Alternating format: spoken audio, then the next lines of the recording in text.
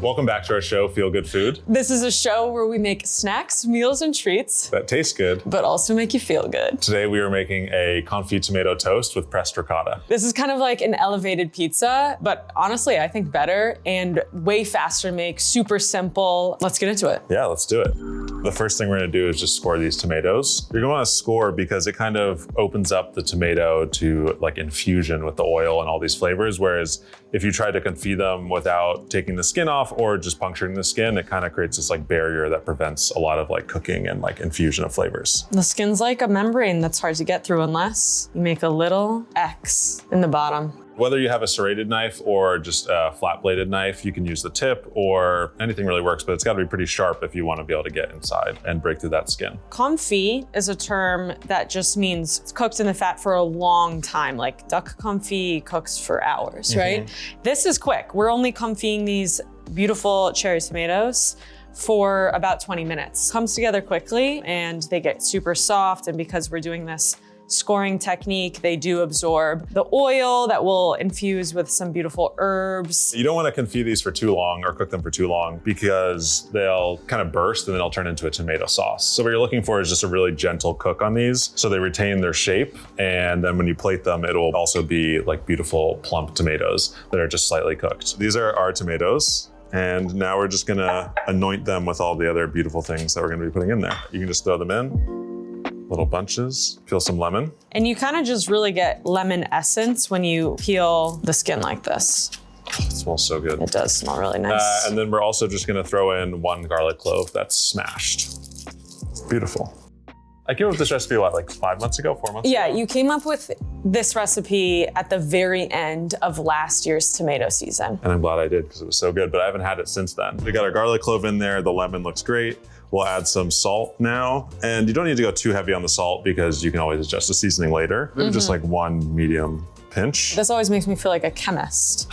And around the time that we were developing this recipe, we were watching Lessons in Chemistry. That is true. Which is, that's good. Yeah, so you want your tomatoes fully submerged, but Lessons in Chemistry is all about this gal who's a chemist, but can't pursue that career, so she goes into cooking, which is kind of a form of chemistry. This looks great. So now we're just gonna throw this in the oven for about 20 minutes until they're tender, and we'll get started on the other stuff.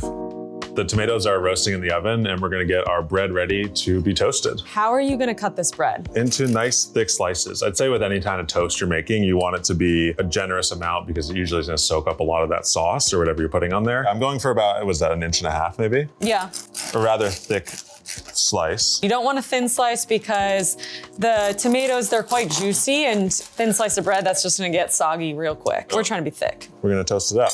You'll want a generous amount of oil in your pan, a nice preheated pan. You're gonna need more than you think because it's gonna soak up a lot of that oil, and that's how you're gonna get that nice golden crispy crust that we're looking for. Another way we're ensuring we're getting a nice even sear is using this weight. And if you don't have one of these, because obviously this is kind of like a niche kitchen instrument, you can just put anything heavy that you have in your kitchen on top of the toast, like maybe a tea kettle. We have a beautiful pressed ricotta here. And why don't you tell me, what is a basket ricotta? It's ricotta that has been pressed and a lot of the moisture has been squeezed out. This is the first layer that goes onto the toast just to kind of loosen it up, and it comes apart quite quickly, kind of running a fork through it.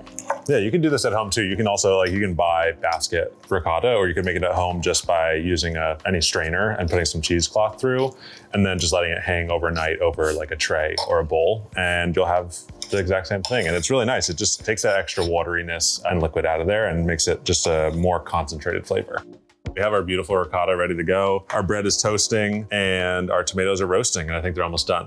The chives is the last thing on the dish, the anointment of the final dish, the final toast. Look, and then we have some beautiful chives. I like that. Oh yeah. See, that's what we're looking for. This is a nice golden, kind of right before burnt, but it's kind of where you want it. This one needs more time. Hearing a beautiful sizzle coming from this toast, it's smelling very good. You know, when I was at culinary school, I had to make toast one day. And I remember the chef who graded me that day told me I could make toast for her any day of the week if I wanted. What kind of toast was it? I don't even remember. I think we had like a day that it was all breakfast brunchy food. And I literally think I just like made scrambled eggs and toast. Scrambled eggs and toast is so good though. That's a nice piece of toast. And then since this toast is now hot, and a little crispy, I'm just going to take a garlic clove and rub it down, and that will give it kind of just like a nice garlicky essence, add a little bit of flavor without doing too much to your bread. Beautiful. Slice number 2. Slice number 2. Perfect. Delicious. It's been 20 minutes. The tomatoes are ready. They're sizzling. I can see them. They're smelling so good. And we're just gonna let those chill, cool for a second before we toss them in the vinegar, because as you can see, that is hot, hot oil. It smells good. It smells really, really good. They still have their shape, but they're very soft, which is what we're looking for. The next step of this recipe is just seasoning your tomatoes. And although they're already seasoned in this oil with some lemon and thyme and salt, we're bringing up the acidity now. And you don't wanna cook the tomatoes also in the acid, because then it'll get it'll get super acidic, and tomatoes are already quite acidic. Grab some of those tomatoes. You can grab a little bit of the oil, but not too much, and keep them intact as much as you can. I need to be gentle with my touch here. These tomatoes are kind of just on the cusp of explosion. Yeah. We're going to dress these tomatoes as if they were like a salad, but a super simple dressing with this champagne vinegar that we have right there. Does it matter which type of vinegar you use? Yeah, I mean, I think vinegar, especially imparts a huge amount of flavor on whatever you're making. In this case, we have champagne vinegar, but like you said, there's cava vinegar, balsamic, red wine, apple cider, all these different vinegars have such different flavors. And I think it's kind of one of those things where, at least in my kitchen, it's like I kind of use what I have on hand. I'm going to just take a splash of champagne vinegar, just a little bit to start, and you can always add more. You don't want to like crush these tomatoes too much, so I might just do a little swirl technique here to avoid damaging the pearls. All right, let's try it. Yeah. It's probably gonna be really hot, watch your mouth. That's it. Who knew tomatoes could be so good? You can take one and I'll take another.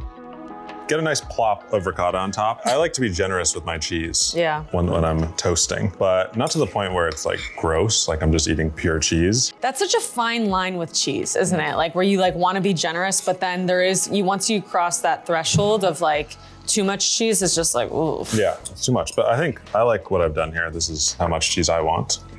Just like a nice, delicate layer right on top. You want some of the juices, but you don't want too much. Just like that. Oh, no. Okay, perfect.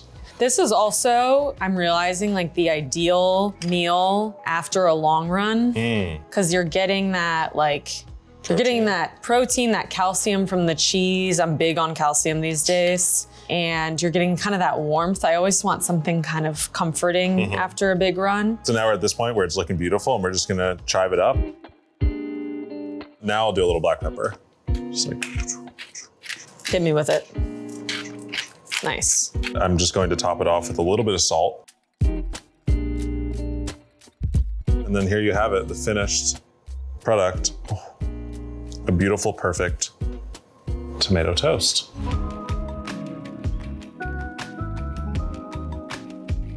I am so excited to eat this toast. It's looking delicious.